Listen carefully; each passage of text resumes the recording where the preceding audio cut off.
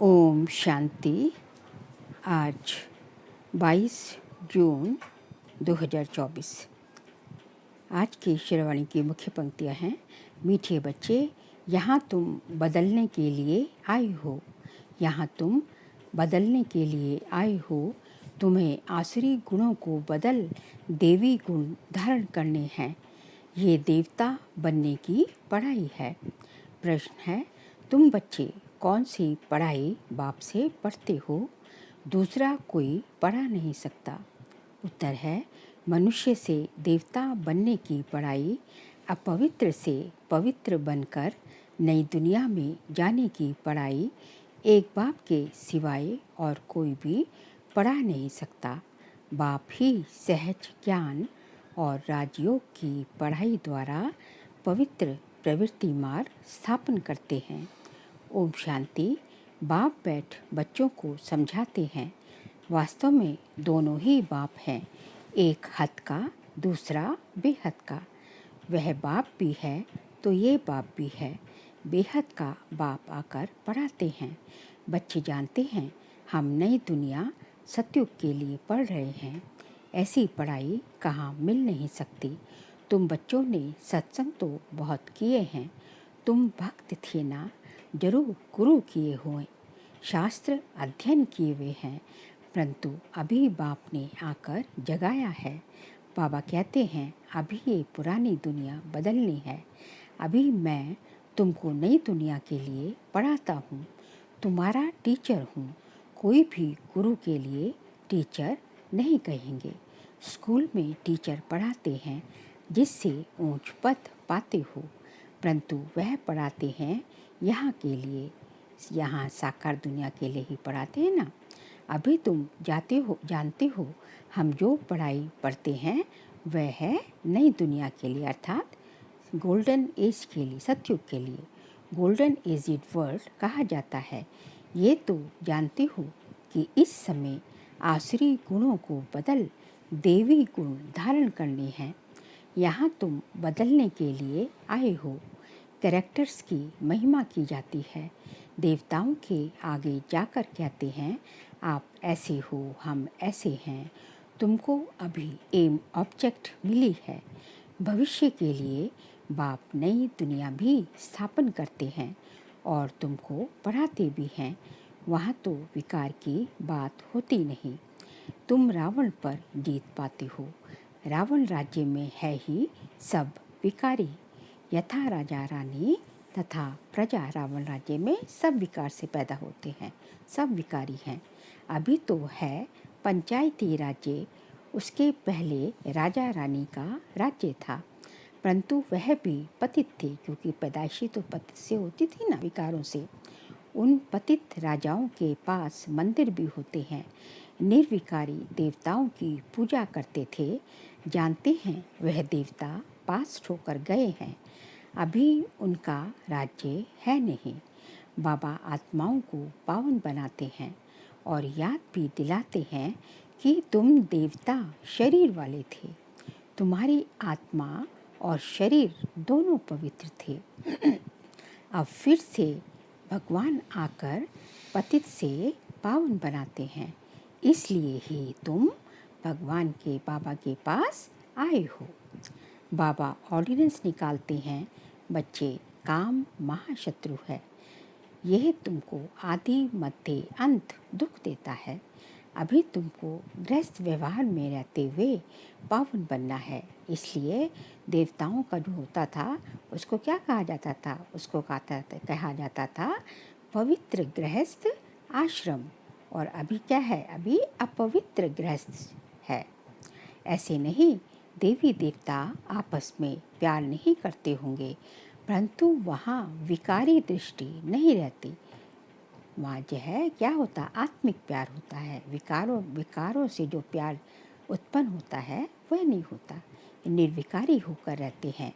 बाप भी कहते हैं गृहस्थ व्यवहार में रहते कमल फूल समान रहो। गृहस्थ व्यवहार में बल रहना है, लेकिन कैसे रहना है? कमल फूल के समान। कमल फूल की क्या खासियत है?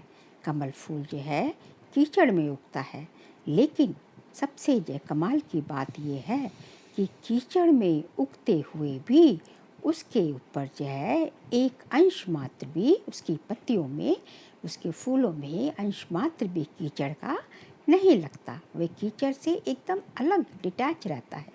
कीचड़ में उगता जरूर है, लेकिन कीचड़ का उस पर कोई अंश नहीं है। और इसीलिए जो बाबा यही कहते हैं कि यहाँ ये जो है, ये सारी दुनिया अभी क्या है, कीचड़ रूप के समान तो है ना, विकारी है, सब भ्रष्टाचारी है, सब जो है ईर्ष्या, लोभ, मोह, अहंकार, सब जो है काम, क्रोध, सब विकारों से भरपूर है। रहना इसी दुनिया में है, लेकिन इस दुनिया में रहते हुए भी हमें इससे जो है न्यारे होकर रहना है। सब कुछ करना यहाँ ही है, लेकिन हमें इसमें इसका जो है प्रभाव हम पे नहीं आना चाहिए। तभी जो है जो गणेश जी होते हैं ना, उसके उनके एक पैर क्या दिखाते हैं, एक पैर ऐसे जो है पालती मार के एक पैर ऊपर दिखाया जाता है कि वो इसी दुनिया के हैं, लेकिन पवित्र हैं। बाप भी कहते हैं, गृहस्थ व्यवहार में रहते कमल फूल समान रहो, अपना भविष्य ऐसा बनाना है जैसे तुम पवित्र जोड़े थे। हर एक आत्मा भिन्न नाम रूप लेकर पाठ बजाती आई है। अभी तुम्हारा ये है अंतिम पाठ, अंतिम जन्म है ना। पवित्रता के लिए बहुत मूंझते हैं, कंफ्यूज होते हैं कि क्या करें, कैसे कंपेनियन होकर रहे। कंपेनियन होकर रहने का अर्थ क्या है? विलायत में जब बूढ़े होते हैं तो फिर कंपेनियन रखने के लिए शादी कर लेते हैं। वहाँ ये प्रथा थी, अभी भी है, लेकिन पहले ज़्यादा थी कि जब जो है यूरोपियन कंट्रीज़ में शादी जो है एकदम 80 साल के हो रहे हैं, लेकिन फिर भी शादी उस टाइम शादी करते हैं। 70 साल के हैं, शादी कर लेते हैं। क्यों करते हैं? उस टाइम तो ऐसे वाइसिस की कोई बात नहीं है, विकार की बात नहीं है, लेकिन उस टाइम जो है आपस में साथ के लिए शादी करते हैं, साथी के लिए, संभाल के लिए। ऐसे बहुत हैं जो ब्रह्मचारी हो रहना पसंद करते हैं। सन्यासियों की तो बात अलग है। गृहस्थ में रहने वाले भी बहुत होते हैं जो शादी करना पसंद नहीं करते। शादी करना, फिर बाल बच्चे आदि संभालना, ऐसी जाल फैलाई ही क्यों जो खुद ही फंस पड़े। बाबा आज कह रहे हैं कि शादी करो, फिर बाल बच्चे करो, ऐसे जाल ही क्यों फैलाओ कि जिसमें खुद ही फंस पड़ो। ऐसे बहुत यहाँ भी आते हैं। 40 साल हो गए ब्रह्मचारी रहते, इसके बाद क्या शादी करेंगे? स्वतंत्र रहना पसंद करते हैं तो बाप उनको देख खुश हो जाते हैं। ये तो है ही बंधन मुक्त। बाकी रहा शरीर का बंधन, उसमें देह सहित सबको भूलना है। सिर्फ एक अपने परमपिता शिव को याद करना है। कोई भी देहधारी क्राइस्ट आदि को याद नहीं करना है। क्राइस्ट का भी पिता कौन? क्राइस्ट के वो भी फादर जो है शिव ही है। निराकार शिव तो देहधारी नहीं है, उनका नाम शिव है, सदा शिव, हमेशा शिव है, वो कल्याणकारी हैं। शिव के मंदिर भी हैं। आत्मा को पाठ मिला हुआ है 84 जन्मों का। ये अविनाशी ड्रामा है, इसमें कुछ भी बदली नहीं हो सकती। तुम जानते हो, पहले पहले हमारा धर्म कर्म जो श्रेष्ठ था वह अभी भ्रष्ट बन गया है। आदि सनातन देवी देवता जो धर्म था वो सबसे सर्वश्रेष्ठ था, लेकिन अब जय हिंदू धर्म कहलाते हैं। क्यों? क्योंकि वो पवित्रता, वो प्योरिटी नहीं रही, इसलिए अपने को देवी देवता तो कह नहीं सकते, इसलिए हिंदू कहने लग गए। ऐसे नहीं, देवता धर्म ही खत्म है। गाते भी हैं देवताएं सर्वगुण संपन्न थे, लक्ष्मी नारायण दोनों पवित्र थे। पवित्र प्रवृत्ति मार्ग था, अभी अपवित्र प्रवृत्ति मार्ग है। 84 जन्मों में भिन्न भिन्न नाम रूप बदलता आया है। 84 जन्म में 84 नाम, 84 रूप, सब कुछ बदल, हर जन्म जो नया होगा उसमें सब कुछ बदलेगा ना। बाप ने बताया है, मीठे मीठे बच्चों, तुम अपने जन्मों को नहीं जानते हो। मैं तुमको 84 जन्मों की कहानी सुनाता हूँ, तो जरूर पहले जन्म से लेकर समझाना पड़े। तुम पवित्र थे जब शुरू में ऊपर से उतरे थे, कहाँ से? शांति धाम से। तो क्या थे? बिल्कुल आत्मा क्या थी? एकदम सच्चा सोना, पवित्र, एवर प्योर। जब शरीर पवित्र था, जब आत्मा पवित्र थी, तो शरीर भी पवित्र मिला और धीरे धीरे धीरे धीरे उसमें अपवित्रता का अंश मिलता गया। अब विकारी बने हो तो देवताओं के आगे जाकर माथा टेकते हो। क्रिश्चियन लोग क्राइस्ट के आगे, बौद्धी लोग बौद्ध के आगे, सिख लोग गुरु नानक की दरबार के आगे जाकर माथा टेकते हैं। अलग अलग धर्म के अलग अलग जो है धर्म स्थापक हैं। इससे मालूम पड़ता है कि ये किस पंथ के हैं। तुम्हारे लिए तो कह देते कि ये हिंदू है। हिंदू किसे कहते हैं? जो देवी देवता धर्म, आदि सनातन देवी देवता धर्म के हैं, वो हिंदू में उसको, उसके धर्म वाले लोग अपने को हिंदू कहते हैं। आदि सनातन देवी देवता धर्म कहाँ गया ये किसी को पता नहीं। प्रायलोप हो गया, खत्म हो गया। भारत में चित्र तो अथाह बने हुए हैं। मनुष्यों के भी अनेक मतें हैं, शिव के भी अनेक नाम रख दिए हैं। असल में उनका नाम एक ही है, शिव, कल्याणकारी। ऐसे भी नहीं उसने पुनर्जन्म लिया है तब नाम फिरते जाए। शिव तो जन्म मरण से रहित है, भगवान जन्म मरण में आता ही नहीं। और जब उसको ज्ञान देना होता है, जैसे कि अभी संगम युग पर, तो कैसे दे? तो आत्मा रूप में है, तो उसको फिर फरकाया किसी के शरीर में प्रवेश करना पड़ता है। ब्रह्मा बाबा के शरीर में प्रवेश करके तब ज्ञान देते हैं। मनुष्यों की अनेक मतें हैं तो अनेक नाम रखते हैं। श्रीनाथ द्वारे में जाओ तो वहाँ भी बैठे तो वही लक्ष्मी नारायण है। जगन्नाथ के मंदिर में भी मूर्ति वही है, नाम भिन्न भिन्न रखे हैं। एक है सतयुग का यादगार और एक है द्वापर युग में। लक्ष्मी नारायण श्रीनाथ द्वारे सतयुग का, और जगन्नाथपुरी में क्या है वहाँ द्वापर का। तो इसलिए जगन्नाथ मंदिर में सारे काले चित्र बना रखे हैं। ये विकारों में आ गए। जब तुम सूर्यवंशी थे तो पूजा आदि नहीं करते थे, पूजा की जरूरत ही नहीं थी, क्योंकि वहाँ सब सुख संपत्ति थी, सुख था, संपन्नता थी। तो वहाँ जो है किसी को भगवान की याद करने की जरूरत ही नहीं थी, तो पूजा काहे को करनी, क्योंकि वहाँ सब एकदम सब सुखी थे। तुम सारे विश्व पर राज्य करते थे, सुखी थे।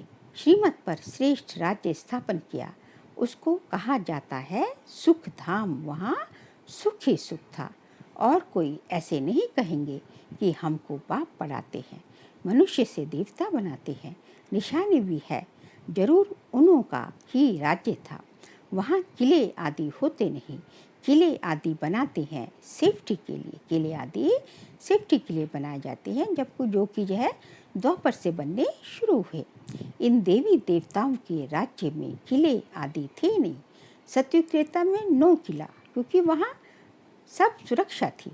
दूसरा कोई चढ़ाई करने वाला होता ही नहीं था, क्यों? एक ही धर्म था। लड़ाई झगड़ा कब होता है? जबकि मतभेद होता है। जब दूसरे धर्म माने शुरू हो गए द्वापर से, तब जो है आपस में मतभेद हुआ, आपस में एक धर्म का दूसरे धर्म के साथ आपस में टकराव, और तब से लड़ाई झगड़ा सब दुख अशांति शुरू हुई। अभी तुम जानते हो हम उस देवी देवता धर्म में ट्रांसफ़र हो रहे हैं। उसके लिए तुम राजयोग की पढ़ाई पढ़ रहे हो। राजाई पानी है। भगवान वाच, मैं तुमको राजाओं का राजा बनाता हूँ।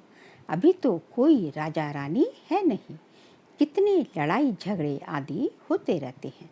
ये है कलयुग, आयरन एजिड वर्ल्ड। तुम गोल्डन एज में थे, गोल्डन एज, फिर सिल्वर एज, फिर कॉपर एज, और अब है आयरन एज। पर अभी हम लोग जो भगवान के बच्चे बन गए, वो आ गए डायमंड एज में, संगम युग, डायमंड एज। अभी फिर पुरुषोत्तम संगम युग पर खड़े हो। बाप तुमको पहले नंबर में ले जाने आए हैं, सबका कल्याण करते हैं। तुम जानते हो हमारा भी कल्याण होता है। पहले पहले हम जरूर सतयुग में आएंगे, बाकी जो जो धर्म है वह सब शांति धाम में चले जाएंगे। बाप कहते हैं सबको पवित्र तो बनना है। तुम हो ही पवित्र देश के रहने वाले, जिसको निर्वाण धाम, शांति धाम कहा जाता है। वाणी से परे सिर्फ अशरीरी आत्माएं, अशरीरी आत्माएं मतलब शरीर नहीं है वहाँ, आत्माएं शरीर के बिगड़ रहती है वहाँ, कहाँ? शांति धाम में अशरीरी आत्माएं वहाँ रहती हैं। बाप तुमको अब वाणी से परे ले जाते हैं, इसीलिए तो भगवान आए हैं। ऐसा तो कोई कह ना सके कि हम तुमको निर्वाण धाम शांति धाम में ले जाते हैं। ऐसा कहने वाला केवल एक ही सतगुरु परमपिता परमात्मा शिव है। वह तो कहते हैं, कौन? सन्यासी लोग कहते हैं कि हम ब्रह्म में लीन हो जाएंगे, लेकिन ब्रह्म तो रहने का स्थान, ब्रह्म तत्व शांति धाम को कहा जाता है। वो कहते हैं हम ब्रह्म तत्व में लीन हो जाएंगे, लेकिन बाबा ने ये स्पष्ट किया कि तत्व में लीन कोई नहीं होता। आत्मा रूप में फिर सब उपस जाएंगे और अपने अपने सेक्शंस में जाके बैठ जाएंगे। तुम बच्चे जानते हो अभी ये तमो प्रधान दुनिया है, इसमें तुमको स्वाद नहीं आएगा, इसलिए नई दुनिया की स्थापना और पुरानी दुनिया का विनाश करने के लिए भगवान को यहाँ आना पड़ता है। शिव जयंती भी यहाँ मनाते हैं, तो क्या आकर करते हैं? कोई बताए। जयंती मनाते हैं तो जरूर गोया आते हैं ना, तभी तो जयंती मनाई जाती है ना। जैसे बापू की जयंती, महात्मा गांधी की जयंती, पंडित नेहरू की, जो इंसान जो आके गए हैं उनकी जयंती मनती है। तो इसका मतलब शिव जयंती मनाते हैं तो वो भी किसी टाइम इस काल लोक में, इस दुनिया में आए थे। और वो कौन सा टाइम है? पुरुषोत्तम संगम युग। इस टाइम रथ पर विराजमान होते हैं। कौन सा है उनका रथ? ये ब्रह्मा बाबा का रथ लेते हैं, शरीर लेते हैं, उसमें उनकी आत्मा, भगवान की आत्मा प्रवेश करती है, परमात्मा प्रवेश करके सारा गीता ज्ञान, सच्ची गीता सुनाते हैं। उन्होंने फिर वह घोड़े गाड़ी का रथ दिखा दिया है। बाप बैठ बताते हैं मैं किस रथ पर सवार होता हूँ, बच्चों को बताता हूँ। ये ज्ञान फिर प्रायलोप हो जाता, खत्म हो जाता है। इनके 84 जन्मों के अंत में बाबा को आना पड़ता है। ये ज्ञान कोई दे न सके। ज्ञान है दिन और भक्ति है रात, नीचे उतरते ही रहते हैं। भक्ति का कितना शो है, कितने कुंभ के मेले, फलाने मेले लगते रहते हैं।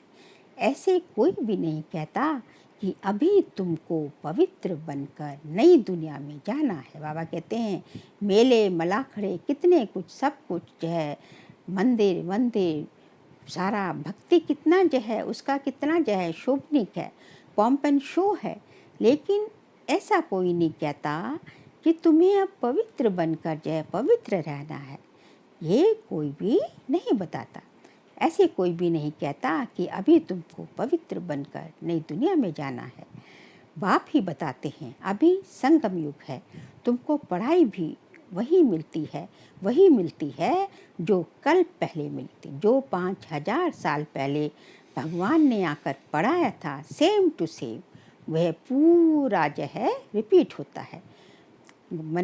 मनुष्य से देवता बने थे, गायन भी है ना, मनुष्य से देवता के करत ना लागी बार, जरूर बाप ही बनाएंगे ना।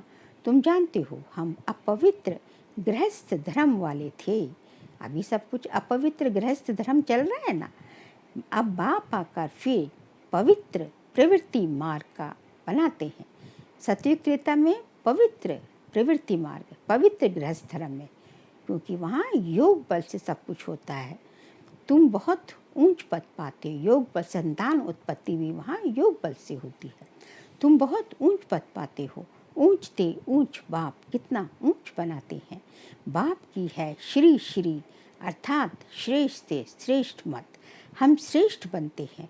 श्री श्री के अर्थ का किसको भी पता नहीं, एक भगवान को ही श्री श्री कहा जाता है। बाकी देवताओं के लिए भी श्री गणेश, श्री रामचंद्र जी, श्री कृष्ण, लेकिन परम पिता परमात्मा शिव के लिए, भगवान के लिए श्री श्री कहा जाता है। एक शिव बाबा की ही ये टाइटल है श्री श्री का, परंतु वह फिर अपने को श्री श्री कह देते हैं कि कौन? ये दुनिया वाले अपने को श्री श्री टाइटल दे देते हैं। माला फेरी जाती है ना, माला है 108 की, उन्होंने 16,108 की भी बनाई है। उसमें 8 तो आने ही हैं। 8 कौन है? 8 हैं अष्टरतन, 4 जोड़ी और एक कौन? बाप। नवरत्न की अंगूठी बनाई जाती है ना, नवरत्न की अंगूठी बनाते हैं। तो नवरत्न की अंगूठी मतलब 9 रत्न कौन हुए? एक तो अष्टरत्न और एक 9वां है परमपिता परमात्मा शिव, जो कि बीच में बनाते हैं अंगूठी के। 8 रत्न और 9वां हूँ मैं, भगवान बोल रहे 9वां मैं हूँ। उनको रत्न कहते हैं, उनको ऐसा बनाने वाला बाप है। तुम बाप द्वारा पारस बुद्धि बनते हो। रंगून में एक तालाब है, कहते हैं कहाँ पर? रंगून में। कहते हैं उसमें स्नान करने से परियां बन जाते हैं। वास्तव में क्या है ये? वास्तव में ये है ज्ञान स्नान। जो इस ज्ञान को, ज्ञान अमृत को पिएगा, ज्ञान अमृत धारण करेगा, वो परियां मतलब वो जो है मनुष्य से देव फरिश्ता और फरिश्ते से देवता बन जाएगा। बाकी वह तो सब है भक्ति मार्ग की बातें। वह तो कभी हो नहीं सकता कि पानी में स्नान करने से परी बन जाए। कभी पॉसिबल ऐसे लगता है कि ऐसे हो पाएगा? नहीं, ये सब सिंबॉलिक है। वह सब है भक्ति मार्ग। क्या क्या बातें बना दी हैं, कुछ भी समझते नहीं। अभी तुम समझते हो। तुम्हारा ही यादगार कहाँ पर है? दिलवाड़ा मंदिर आबू में, माउंट आबू में दिलवाड़ा मंदिर हमारा ही यादगार है। गुरु शिखर भी है, आदि खड़ा है। बाप बहुत ऊंच रहते हैं ना, तुम जानते हो। बाप और हम आत्माएं जहाँ निवास करती है वह क्या है? वह है शांति धाम, मूल वतन। सूक्ष्म वतन तो केवल साक्षात्कार मात्र। सूक्ष्म वतन की स्थापना अभी संगम युग पर होती है कारोबार के लिए। वो केवल वहाँ केवल साक्षात्कार होते। कहाँ? सूक्ष्म वतन में। वह कोई दुनिया नहीं है। सूक्ष्म वतन व मूल वतन के लिए ये नहीं कहेंगे कि वर्ल्ड हिस्ट्री रिपीट है। वर्ल्ड तो एक ही है, इस वर्ल्ड की हिस्ट्री रिपीट कहा जाता है। मनुष्य कहते हैं वर्ल्ड में पीस हो, ये नहीं जानते कि आत्मा का स्वधर्म ही शांत है। आत्मा का जो मूल धर्म है वो शांति है। बाकी जंगल में थोड़ी ही शांति मिल सकती है। वो लोग शांति के लिए कहाँ जाते हैं? जंगलों में जाते हैं, पहाड़ों में जाते हैं। लेकिन असली शांति तुम्हारे अंदर छिपी हुई है। तुम बच्चों को सुख और सबको शांति मिल जाती है। जो भी आते हैं पहले शांति धाम में जाकर फिर सुख धाम में आएंगे। कई कहेंगे हम ज्ञान नहीं ले, पिछाड़ी में आएंगे, तो बाकी इतना समय मुक्ति धाम में रहेंगे। ये तो अच्छा है, बहुत समय मुक्ति में रहेंगे। यहाँ करके 1-2 जन्म पाएंगे। वह क्या हुआ? जैसे मच्छर निकलते हैं और मर जाते हैं, तो एक जन्म में यहाँ क्या सुख रखा है? वह तो कोई काम का नहीं, जैसे कि पार्ट ही नहीं। तुम्हारा पार्ट तो बहुत ऊंच है। हम कौन है? हम हीरो पार्थधारी है। हमारा का पार्ट जो है पूरी फिल्म में, पूरी 5000 वर्षों की जो फिल्म है, ये सृष्टि ड्रामा की पूरी हमारी चलता है इसमें पार्ट। तुम्हारे जितना सुख कोई देख ना सके, इसलिए पुरुषार्थ करना चाहिए। करते भी रहते हैं। कल पहले भी तुमने पुरुषार्थ किया था, अपने पुरुषार्थ अनुसार प्रारब्ध पाई है। पुरुषार्थ बिगड़ तो प्रारब्ध पा ना सके। पुरुषार्थ जरूर करना है। बाप कहते हैं ये भी ड्रामा बना हुआ है, तुम्हारा भी पुरुषार्थ चल पड़ेगा। ऐसे तो चल ना सके, तुमको पुरुषार्थ तो जरूर करना है। पुरुषार्थ के बिगड़ तो पानी का एक गिलास भी नहीं मिल सकता। ऐसे तो चल ना सके, तुमको पुरुषार्थ तो जरूर करना पड़े। पुरुषार्थ बिगड़ थोड़े ही कुछ होना है।